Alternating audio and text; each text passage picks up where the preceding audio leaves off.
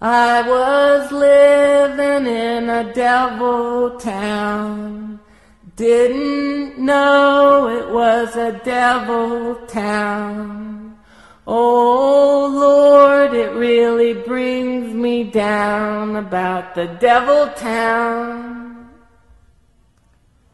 And all my friends were vampires, didn't know they were vampires. Turns out I was a vampire myself in the devil town. An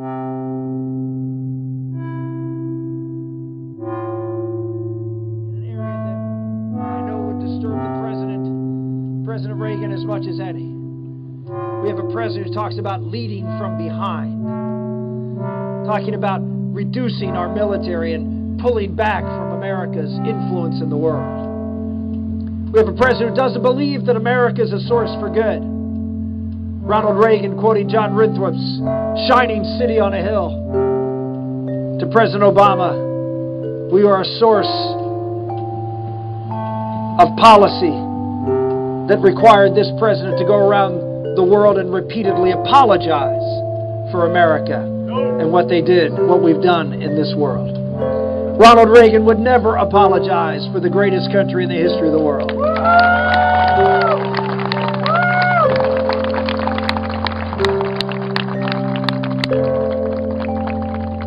We have in this election a very similar theme.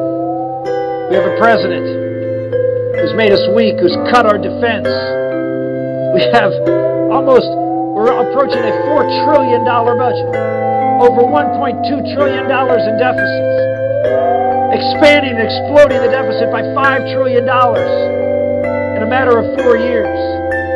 And yet the only place the president can find to cut is defense spending. It's the only place that he's willing to take a pound of flesh. And of course, it is the only thing, the principal thing that the federal government has to do that the states and local communities and individuals can't do. And yet it's the area that the president says is responsible for our budget deficits. Yet when I was born, defense spending was 60% of the federal budget. It is now not 60%, or 50, or 40, or 30, or 20. It is 17%. And yet it's the one area that President Obama says over and over that we have to cut some more. Let me pledge to you, just like Ronald Reagan pledged in 1980. We will build the strongest military on the face of the earth, and I will not cut defense spending. We will have a strong and powerful and forceful America.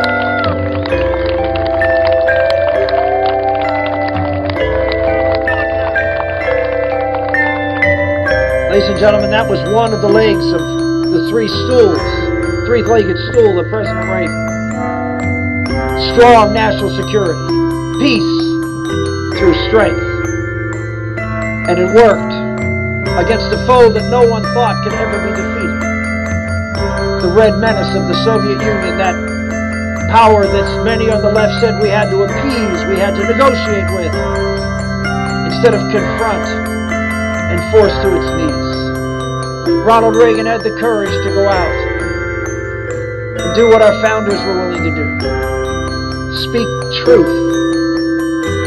From our founding documents, our founders were not afraid to speak of the truth. When Ronald Reagan got up and called evil, evil, he called the evil empire what it was.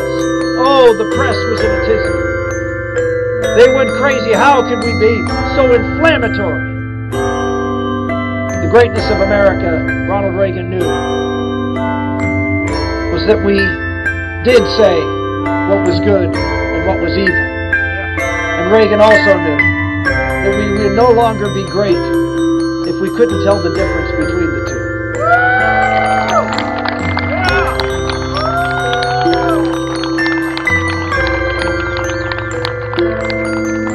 Oh, there is an evil in this world.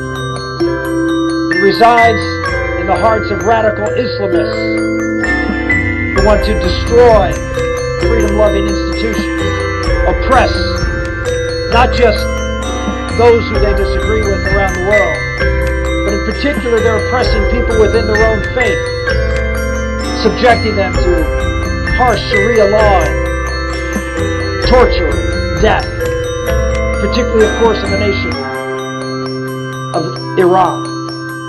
And we have a president who got up and said recently that he has Israel's back, when we all know he has turned his back on the nation of Israel.